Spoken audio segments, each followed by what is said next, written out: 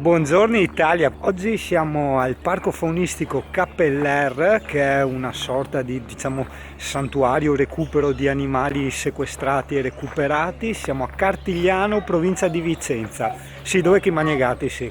Oh, qui abbiamo il casuario, tra tutti gli struzzi è senz'altro il più particolare, quasi preistorico nell'aspetto. Ha il collo blu che sfuma in azzurro, una sorta di bavero rosso che gli scende da davanti, il capo è appesantito da un corno, una sorta di struttura ossea che gli conferisce un aspetto minaccioso, ma il vero pericolo è l'artiglio che è al posto del terzo dito. È originario dell'Australia, dove conduce una vita solitaria. Depone dalle 3 o 4 uova che vengono incubate per 49-56 giorni. Questa invece no, è una berebetola che avevo trovato lì. E qui abbiamo il classico canguro rosso, che è un erbivoro, ma erbivoro proprio nel senso che mangia erba questo qua. E appena nato nasce cieco, senza pelo ed è lungo pochi centimetri, succhia il latte nel marsupio della madre senza uscirne mai per i primi 190 giorni. Il piccolo di canguro lascia definitivamente il marsupio quando raggiunge i 235 giorni di vita e continua a succhiare il latte fino a quando non raggiunge circa il 12° mese. Il cucaburra, una delle caratteristiche che lo contraddistingue dagli altri uccelli, è il suo canto sincronizzato sghignazzante. Il verso da loro emesso, infatti, viene paragonato a una chiassosa risata umana, peso delle iene. L'istrice africano, difatti è nero. L'istrice è un roditore di una certa mole, la cui caratteristica più evidente è quella di avere il capo ricoperto di aculei rigidi e pungenti. Si dice che questi aculei vengano lanciati per ferire il nemico. È per natura molto tranquillo, ma quando si sente in pericolo drizza la criniera e gli aculi del dorso e diventa veramente pericoloso. Vive in piccoli gruppi e abitudini diurne, mentre quello europeo è notturno. Non potevano mancare i classici pappagalli. Ovviamente io non riprenderò tutti gli animali, soprattutto i volatili, perché sono tantissimi, infiniti proprio. Il fenicottero rosa è alto e lungo, circa 160 cm, quindi un po' meno di singano per capirci, solo che pesa dai 2-3 kg, è proprio leggerissimo. Mangia principalmente alghe, crostacei, molluschi, semi. Vive in colonie, come puoi vedere un animale acquatico.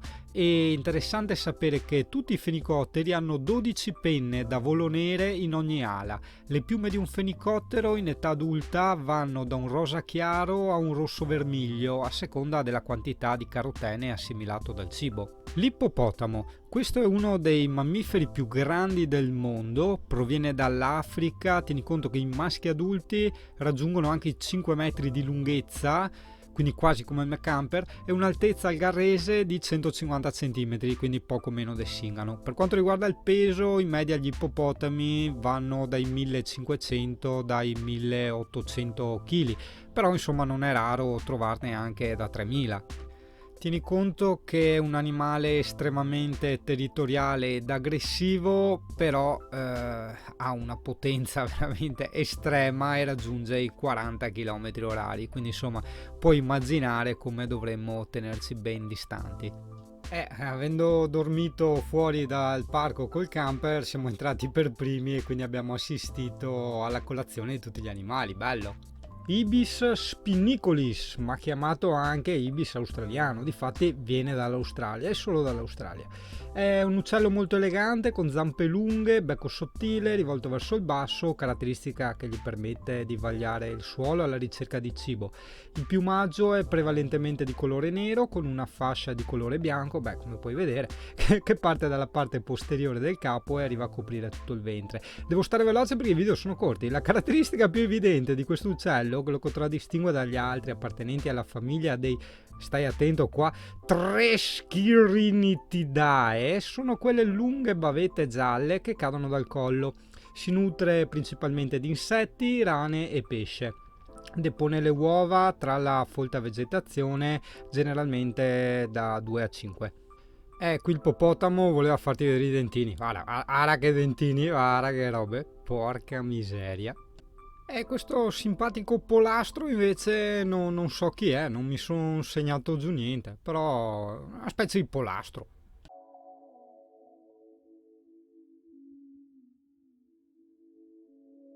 Questo pappagallino qui, per trombare, no? Per corteggiare la femmina, deve strofinare il becco su un ramo, poi fa vibrare la mandibola inferiore e poi deve inchinarsi più volte. Cioè, porca miseria. Questa è la civetta delle nevi, simile al gufo siberiano. È comunque un gufo molto grande che si differenzia da quello reale dal colore del piumaggio, che è bianco con barre marroni, no? Più presenti nella femmina. I piccoli invece sono coperti da un piumino più scuro. È un gufo di circa 60 cm con grandi occhi gialli, abitudini diurne e solitarie. Vive nella tundra e nelle colline della zona artica. Si nutre di uccelli, rettili, piccoli mammiferi che possono raggiungere le dimensioni di una lepre. Cioè, quell'occasione di vedere il filmato di una tartaruga in slow motion. Oh, il mio amico tapiro. Questo è un mammifero con una lunghezza corporea che va dai 180 ai 250 cm, un'altezza al garrese di 75-120 cm. Sono tra i più grandi mammiferi primitivi esistenti al mondo. Per la loro strana forma, pensa, le credenze popolari li hanno spesso associati all'elefante o al maiale, ma invece essi sono parenti molto stretti del cavallo e del rinoceronte. Il tapiro, perlomeno diciamo nelle avvertenze del parco, è un animale considerato pericoloso, ma a me che piace giocare con la mia giovane vita e col mio giovane dito, insomma ho voluto presentarmi e offrirgli la cena, insomma ecco qua, gli ho offerto la cena e così abbiamo fatto amicizia, poi siamo usciti, ci siamo conosciuti meglio e così. Gli amici alpaca a sinistra e l'amico lama a destra. Appartiene sempre alla famiglia dei camelidi. L'alpaca, parente strettissimo del lama, viene allevato soprattutto per la lana, di cui è un importante produttore. Viene tosato una volta l'anno e ogni esemplare se ne ricavano circa 3 kg. Vive in America, dove si è adattato ai climi aridi come quelli del Perù. E anche se qui non si vede bene, questo è il macaco reso. Il suo nome deriva dalla denominazione del fattore ereditario RH che fu scoperto nei loro globuli rossi nel 1940. Il fattore RH si trova anche negli esseri umani. E queste sono le lontre nane, pensa che è la lontra più piccola del mondo. Purtroppo mi dispiace per le riprese perché c'era il vetro, però è un animale veramente simpaticissimo e tanto giocattolone. Non so perché era stato messo anche questo come animale pericoloso. Si vede che hanno seguito la tendenza del CP, del cane pericoloso, e adesso sono un po' tutti quanti pericoloso. Comunque è un animale diurno. È un animale acquatico, difatti loro lì avevano la loro piscinetta da dove entravano e uscivano, e piccolino, tieni conto, va dai 40 ai 60 cm circa, no? Lo trovi nei paesi asiatici. Si nutre, sto sempre veloce perché i video sono pochi, di pesci, granchi e molluschi. Ciao lontre, alla prossima, bye bye! Chissà se per coatto si intende questo animaletto qui. Comunque, in ogni caso, questa simpatica bestiolina è caratterizzata da un naso lungo e mobile, chiamato naso proboscide, che utilizza ininterrottamente per cercare il cibo, tipo il CP quando io sono a cena. Lo trovi nell'America centrale e nel Sud America, ovviamente in natura. Si alimenta principalmente di insetti, piccoli retti tipo lucertole, serpentini per capirci, e frutta. È a basso rischio, probabilmente si sa difendere bene, nonostante insomma le sue dimensioni un po' sfigate, perché insomma tieni conto il corpo è sui 60 cm, di cui 50 di coda poi, e pesa insomma sui 5 kg, quindi insomma è un animaletto piccolino. Stranamente lo hanno isolato questa volta, l'hanno tenuto più isolato, perché io mi ricordo anni fa, quando ero stato la prima volta al parco Capeller, ero riuscito a accarezzarlo, insomma era abbastanza coccoloso. Lui si faceva avvicinare, si avvicinava anche lui, e lì potevi accarezzarlo sulla proboscide, insomma un po' tipo un cagnolino quando viene a conoscerti, no? Tanto carino. Uno delle mie bestiazze preferite, il procione, oppure chiamato anche orsetto lavatore. Devi sapere che viene chiamato orsetto lavatore perché ha l'abitudine, diciamo la mania di lavare il cibo prima di mangiarlo. Quindi non lavatore perché è pulito e si lava lui di per sé. Vive in natura nel Nord e Centro America, dove molte famiglie di solito usano anche dargli da mangiare, se li tengono un po' come animaletti domestici. Per altre famiglie insomma possono essere invece un problema perché va là a rovesciargli i bidoni e le immondizie, insomma. E non è tanto grande, va dai 45 ai 71 centimetri, tieni conto come peso va dai 4 ai 9 kg, neanche mezzo cp. Si nutrerebbe in natura di pesci, crostacei, insetti, noci e frutta, insomma. Tende a vivere in prossimità di laghi o comunque in presenza d'acqua proprio per questa sua abitudine, no? Di lavare il cibo, quindi deve avere il lavatoio a sua disposizione. Questo bestione, lungo 3,5 metri, è una delle specie più grandi dell'ordine degli artiodattili e si distingue dal suo parente più stretto, che è il dromedario, per la presenza di quelle due gobbe che ha sul dorso. Si pensa, però erroneamente, che esse siano delle riserve di acqua, ma in realtà non sono altro che una riserva di grasso, da cui ricavano l'energia necessaria quando il cibo scarseggia. Ogni gobba contiene circa 36 kg di grasso e questo gli consente di stare molti giorni senza dover mangiare e né bere. Il bestio qua ha la capacità inoltre di trasportare carichi fino a 450 kg e può percorrere al giorno fino a 50 km senza mai fermarsi, solo che ha un'andatura particolarmente lenta, più lenta di quella di Singano, si parla infatti di 4 km orari. A differenza dei dromedari, i cammelli hanno una pelliccia molto folta e lanosa, l'apertano d'estate, mentre in inverno, quando cresce, si adatta agli ambienti circostanti.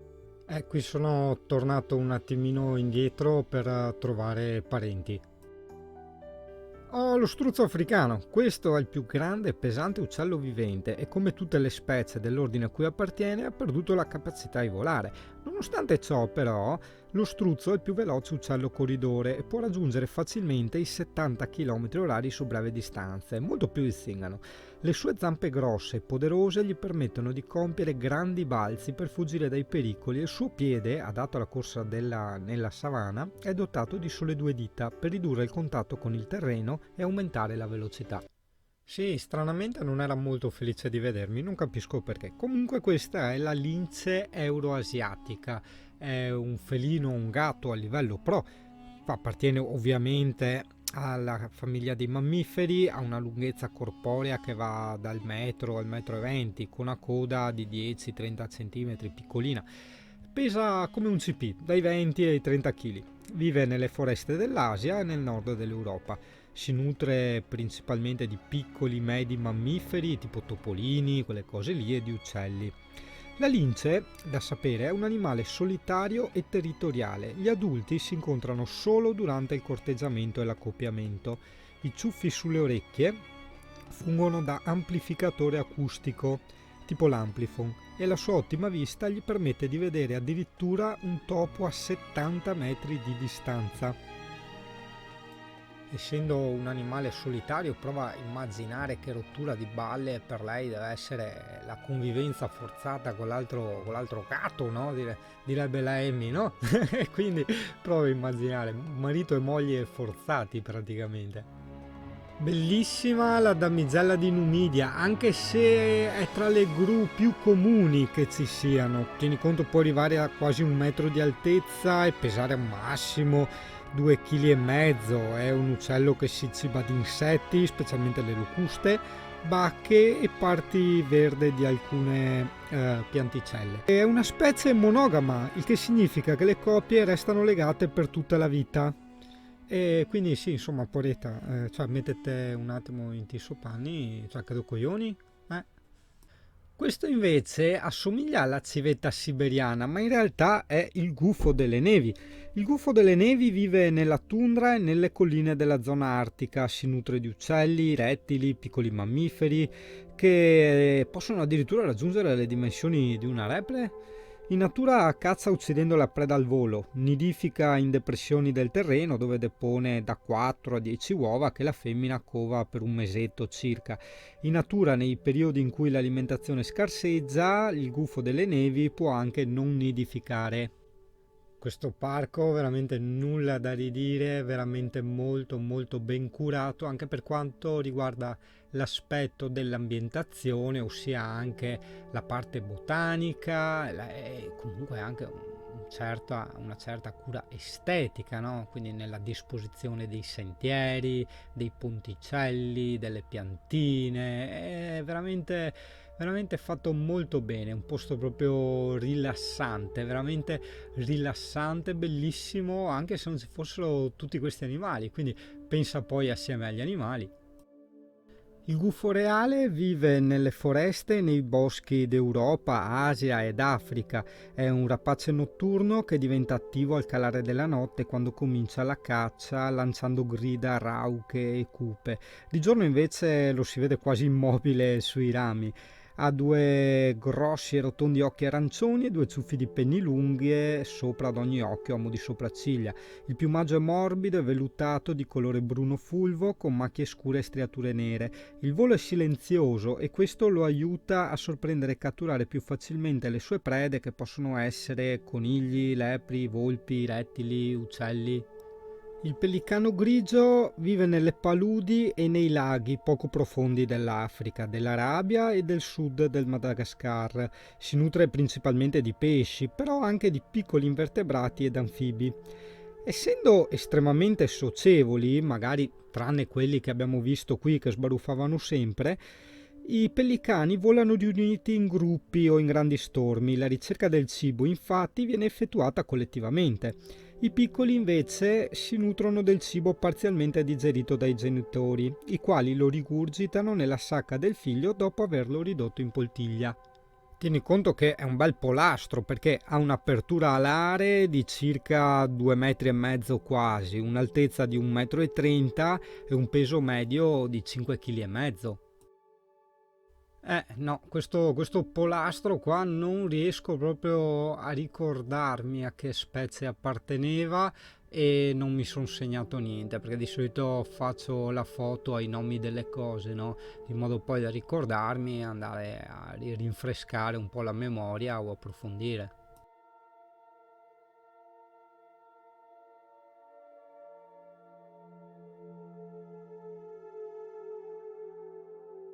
Il cervo è il più grande erbivoro selvatico presente nei nostri boschi, svolge principalmente attività crepuscolare notturna e cambia leggermente la sua alimentazione in base alle stagioni. In autunno e in inverno si cibra soprattutto di frutti selvatici, erba secca e corteccia, mentre in primavera ed estate di gemme e altre specie foraggere. Pensa che fu Charles Darwin a introdurre il concetto di selezione sessuale. Questa non dipende da una lotta per l'esistenza, ma da una lotta tra i maschi per il possesso delle femmine, ed il risultato non è la morte del competitore sconfitto, bensì la scarsità o l'assenza di prole.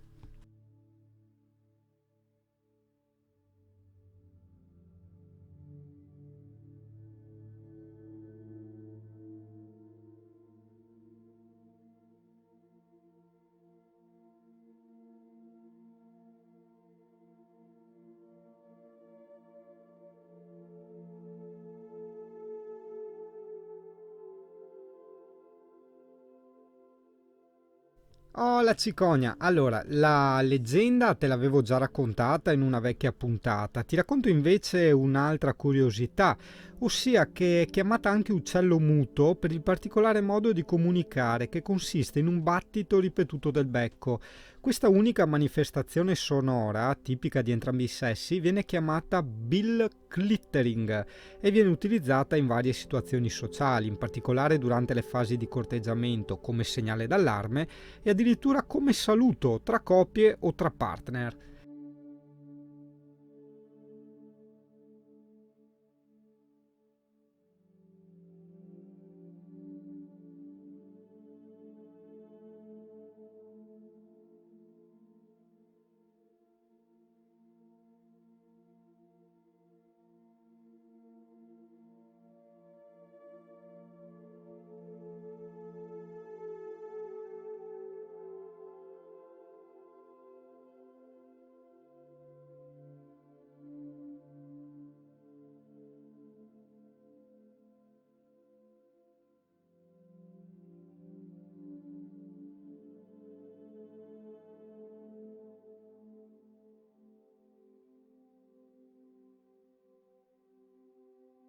Ciao amico barbone, amico barbone, amico barbone.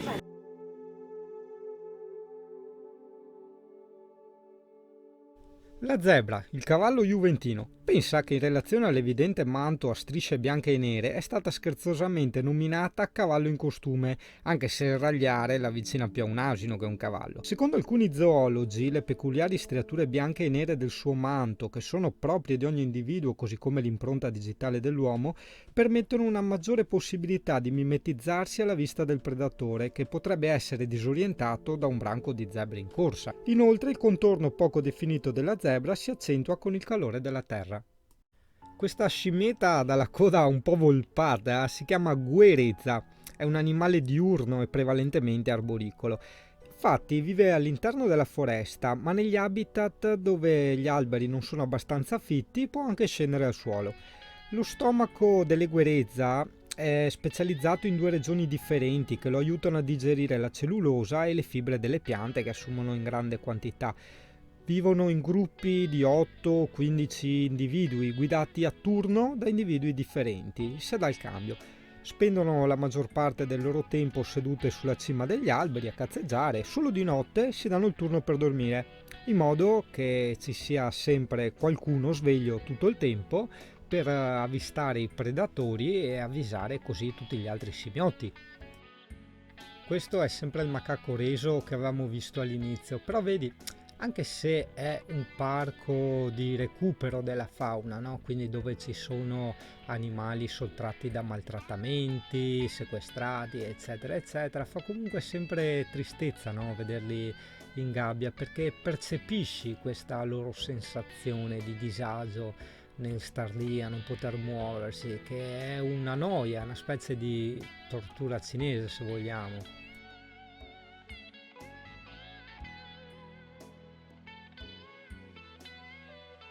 Oh, guarda, guarda dentro il marsupio del canguro, guarda che c'è il cangurino, guardalo.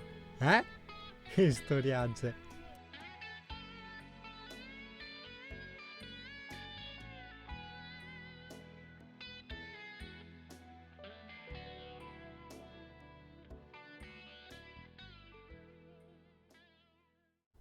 Molti lo confondono con il cane della prateria. In realtà questo piccolo mammifero carnivoro si chiama suricato o suricata.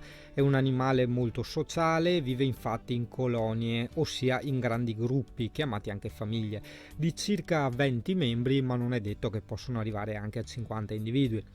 Il suricato, come puoi vedere, utilizza la sua lunga coda come una terza gamba, è un punto di appoggio che gli serve a mantenere l'equilibrio sia quando deve stazionare a lungo durante il suo turno di guardia, sia quando si scalda al sole. Pur vivendo nel Kalahari, il deserto che nella lingua del Botswana si chiama la terra della grande sete, i suricati non bevono mai. Si accontentano infatti dei liquidi assunti dalle prede che mangiano. Questo occhio che loro hanno è un cerchietto nero e che li aiuta a proteggersi dal sole, un po' tipo il filtro ND. Questa posizione che vedi, no, molto curiosa, la assume in prossimità della tana, ma ama anche stare seduto sulle anche, soprattutto nelle prime ore della giornata, quando sta a prendere il sole, mentre durante il resto del giorno è sempre alla ricerca di cibo.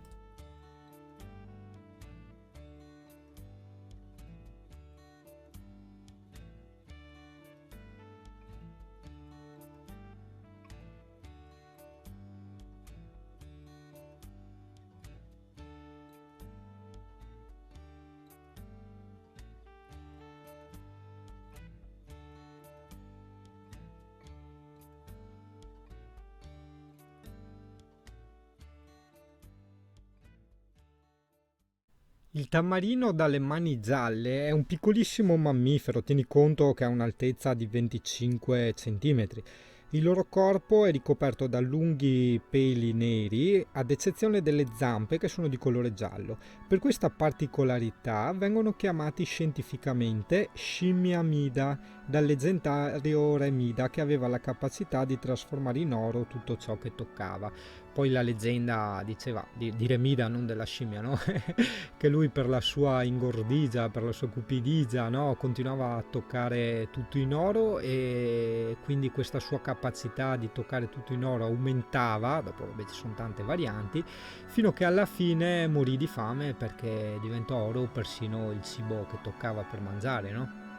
Questa simpaticissima scimmietta di 300-400 grammi può essere confusa con la scimmia cinese. In realtà vive nelle foreste pluviali tropicali e subtropicali dell'America, e la femmina di questa piccola scimmia può portare a termine fino a 4 gravidanze all'anno, quindi probabilmente deve essere una specie abbastanza cacciata, no? Diciamo, altrimenti avrebbe spopolato un po' dappertutto. Questa piccola scimmietta di 30 cm si chiama Saimiri, viene chiamato anche testa di morto per la colorazione della faccia che ricorda molto un teschio, no? Però anche scimmia scoiattolo per il loro comportamento esplorativo e ludico molto accentuato che si osserva spesso negli scoiattoli. Trascorrono gran parte del tempo in esercizi ed interazioni sociali. Questi saimiri vengono chiamati anche piccoli primati nervosi proprio perché sono molto agili e corrono attraverso la foresta con grandi balzi. E questi saimiri hanno anche un cervello molto sviluppato ed una complessa organizzazione sociale. Tieni conto che possono arrivare a formare gruppi di circa 500 individui in una città. Anche l'abitudine di cospargersi il corpo con la sua urina, ma al contrario di quanto si possa pensare, è una scimmietta molto pulita che non emana nessun odore sgradevole.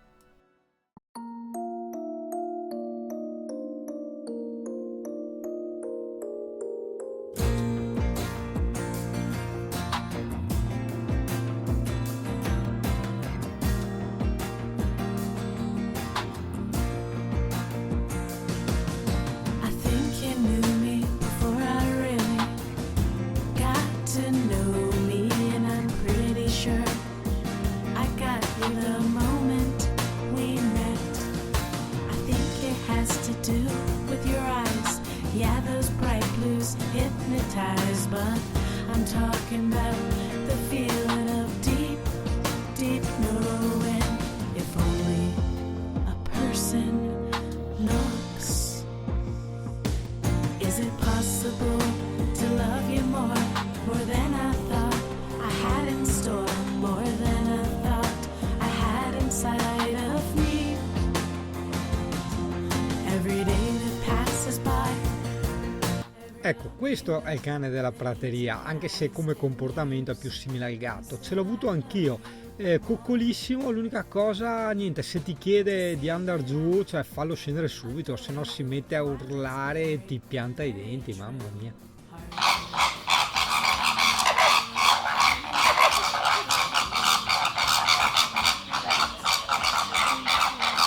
Reasons I feel affection for you, and I would be trapped inside for days. Hey, hey, is it possible to love you more than I thought I had in store, more than I thought I had inside of me? Every day that passes by, every look you look that meets my eyes, 10 years. La capretta capretosa, la la la la la, la la la la. La scimmia ragno si dice che abbia 5 arti, questo perché la sua coda è molto forte e robusta, in più è dotata anche di polpastrello. Tieni conto che è una scimmia primitiva ed è, nonostante sia in questo momento tranquilla, è una tra le più agili proprio. Is it possible to love you more than I thought I had in store, more than I thought I had inside of me? Every day that passes by, every look you look that meets my eyes, 10 years, and still I love you more.